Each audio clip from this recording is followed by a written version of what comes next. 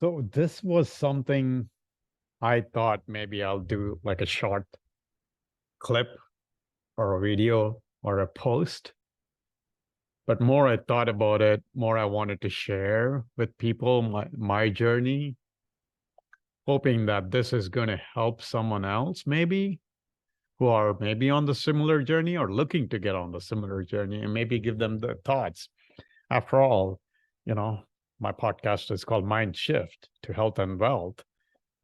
Shift the mind to maybe someone's thinking that'll change how they look at things on how what their brain is saying.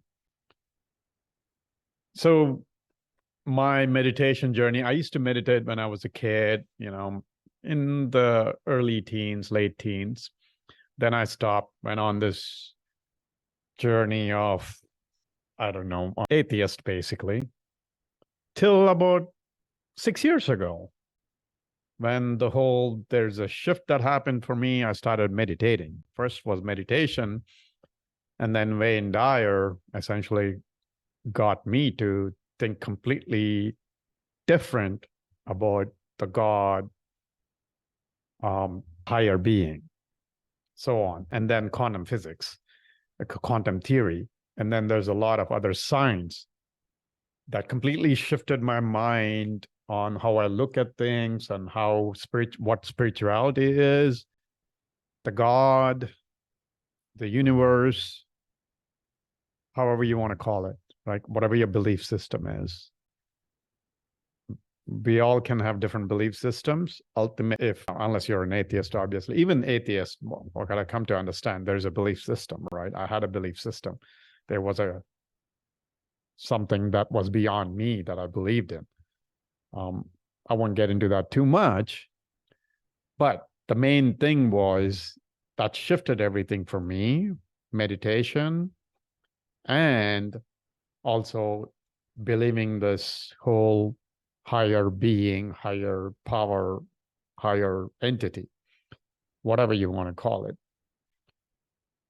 But main thing with the meditation is it shifted my, not only who I am being, but also how I look at things and be able to kind of have, like Viktor Frankl said this, but in stimulus and response, there is the power for you or for someone to choose, how you react, right?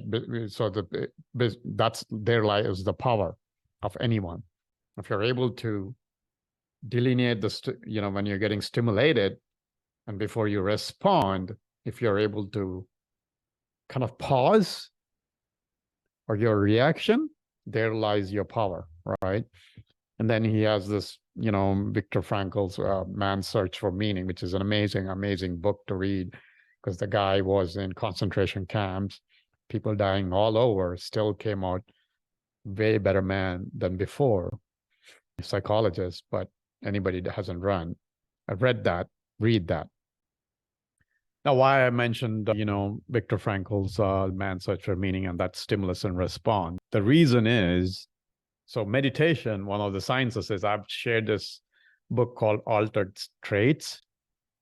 And there's another book called Body Keeps the Score. A lot of science research done into it, where the science shows that when you meditate, for those who are seeing the video, your prefrontal cortex, which is the logical part, and amygdala, which is the reactionary emotional brain, the lizard brain as they call it, get connected.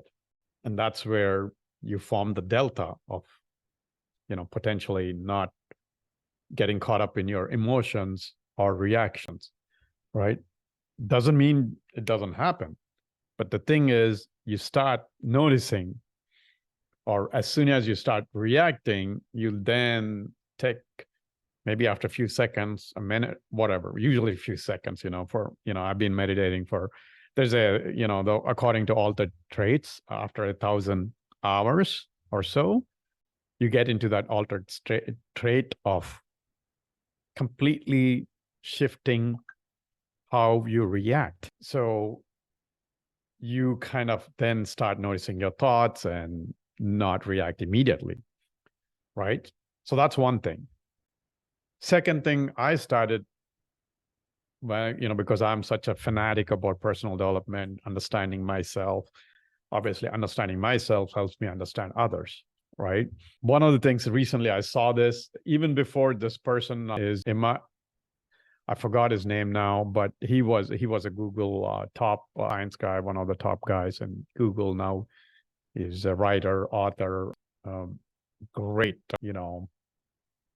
I guess spiritualist, I would say now, but he's not into technically meditation. But he was kind of going how he became happy after his son died. Essentially, became the happiest person, and what changed for him. So one of the things before he started talking and saying, and suddenly clicked for me. When you were born, or when you were born, whoever your baby, whatever, right? You don't have any emotions. You don't have thoughts. You don't have anger. I mean, you'll cry when you're hungry, perhaps, or something hurts, or I don't know, your diaper is full, whatever the case is, right? Or you want to sleep, you get cranky, but you instantly forget after whatever that issue is gone. And what happens as we grow, keep growing? We start remembering more stuff and reacting more things. So what's going on there? The fact is, our brain starts recording. If there's a model forming within our brain. So this brain, we then attached, at least I attached it as me. Whatever it's saying, whatever it's thinking, it's replaying the things, right? What is the primary function of our brain? One of the primary functions of the brain is to keep us away from danger. So as we built the model is being built so that amygdala is storing all this information to react fast so that we don't get into danger. Now, obviously, if you've gone into personal development, you always hear this, like lizard brain, reacting automatically, all that stuff. Now we think that somehow is bad. No, it's not bad. That's the brain function. Brain was meant for you to react fast, not have to think about it. Like if there was a lion coming or something coming at you, run, get away from it fast, right? And that's what the brain was built to protect. So trying to blame it or blame your mind or thoughts about that is fruitless, but that's what the brain was built. But the brain, the factor is, this guy was explaining lies most of the time. The example he said, right now, economy is going bad and all that. So I'm sure several people are hurting, right? Some are doing good, some are doing bad, whatever the case is. But whoever is doing bad, what is the automatic thought? Most of us, like even me, something, right now I'm having some issues, right? All of a sudden, like, oh, this is the worst thing. I'm going to, like, I don't know, financially be bad or something, worse off than before, whatever the case is. That's just the brain driving the fear, right? Trying to protect, like giving the worst case scenario. But is that really true? No, we always survive. Most human beings, most of us always survive, right? We figure out a way. If we put the effort in, we'll always figure out a way. As long as we don't sit in the fear and do anything, right? It's not going to be, if you have done well at one point, then you can always do well again. Yeah, it might be tougher to do it, but that's what the brain tells us, right? We have built a model, or it's built a model. Depending on where you grew up, the model differs. How you grew up, your experiences. So I have learned that my experiences are dictating my emotions, fears, reactions, so on. And ultimately, what that means is the happiness that I feel or don't feel is a matter of my interpretation. What happens is what happens. But the brain will interpret things fast, emotions fast.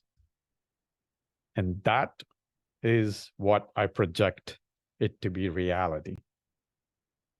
And that's where, if you go to ancient, the Eastern philosophy, especially Indian, Maya, which means it is mystery, the magic or the illusion. Sorry, Maya is illusion.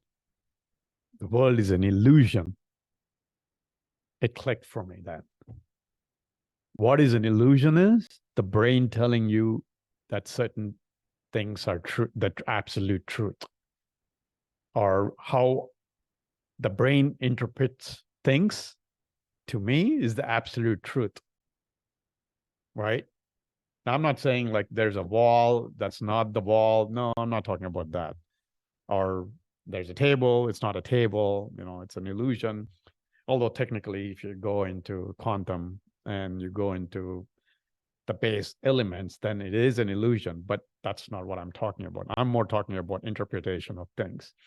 Something happens, each of us will interpret it differently depending on the model of the world. Same with the relationships we have. I started understanding that on how I want someone to be, or based on how I behave, I expect the other person. But what I fail to understand many times is that person's model is not the same as mine. It might not, like what I did doesn't mean the same thing to him, her, as me. And that's where it started dawning on me, like a lot of what I think, feel is all BS. It's all nonsense. Not everything, because there's again, let me go back a little bit. Yes, nonsense, but at the same time, a lot of the previous experiences, maybe a cautionary tale, like you did an investment, like for example, I've done investment where I didn't do well. Like in fact, recently, there was a trading platform I did and was told one thing and pretty much lost all money, right? I put in, which is completely seems like a scam because it shows I'm positive, but then actual reality is I'm completely out of the money, right? So what that does tell me is probably be cautious, like look at verified things properly. Don't put too much money. Maybe try it out. So there's a balance there, right? Our experiences, the model previously we have, can serve as a cautionary tale not to step into a pile of nonsense or crap or danger, right? That is true. But at the same time, now I will delineate, like previous experiences are not going to automatically rule me out of doing anything. It's just that I'm going to check a little bit carefully, be more careful on things. Before, I would say, nah, I did that once or twice, boom, I'm done. No more, never again. That no longer I feel like will be the story. I will always try to check. Now, it doesn't mean that I'm perfect at it or I'll be perfect at it. It's just that I am more aware of it. Anyway, the bottom line I kind of wanted to share in this particular podcast video is what my journey taught me. Meditation and then looking deeply within myself taught me is the happiness is just there. It's all in the interpretation, how we look at how I look at things, what my model is. Embrace the brain. Don't blame the brain or the mind that, oh, I'm not evolved. Oh, I'm not, doing this drama again, or getting angry, or getting sad, unhappy. No, understand. Just go with that thought, like, hey, the brain, the body, whatever is feeling unhappy because of whatever the model is that has been disappointed in me. My expectations haven't been, or the brain and the body's expectations haven't been met. Right? By the way, what notices that about those thoughts is your awareness. I understood that's my awareness. Whenever I catch myself thinking bad thoughts, whatever, that's awareness or soul, whatever. That's what I understood. There is a guy called GM Wolf, Grandmaster Wolf, amazing teacher. I've seen YouTube stuff, and he's the one who kind of clicked everything for me. So I highly recommend looking up and watching his videos talk about thoughts and soul and awareness. What is awareness? But anyway, once you start meditating, you don't even have to meditate, by the way. Meditation, there's so many ways of meditation. First of all, it's being in the present, watching your thoughts, right? Asking the thoughts, why? Why is that true? Right? Understand that's a model the brain has formulated, the brain, mind, body, whatever, everything together has formulated. And that's getting disappointed. That's getting disturbed when you get upset. When I get upset, essentially, I'm going to say myself, right? That's what I understood. Anyway, I hope this has helped someone think differently, maybe notice your thoughts differently now going forward. Maybe start meditating. Again, remember, meditation is not one form, mainly being in present. There's many ways. You can always reach out to me and I can give you multiple ways of meditation. Understand that thoughts, thinking that you have to have a still mind, no thoughts, that's all BS, right? There's multiple ways of meditating. Its main thing is about being in the present. All right. Thanks for listening again. Like I said, hope it has helped somebody.